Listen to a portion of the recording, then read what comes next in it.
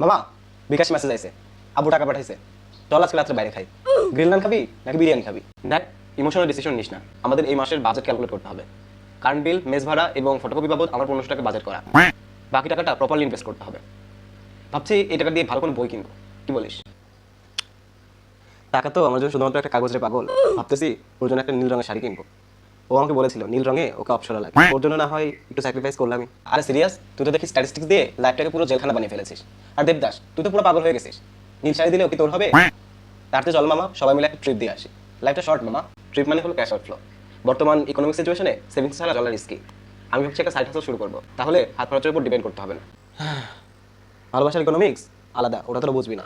ও যখন এই সাইডটা পড়ে আমার সামনে আসবে, তখন আমার মনের ভিতর যে আনন্দটা হবে, সেটাকে তোরা টাকা দিয়ে মারতে পারবি? মামা, মানিব্যাগ এখন মরুভূমি, কারো কাছে 20 টাকা হবে, একটা গোল্ডলি আর এক কাপ চা দরকার।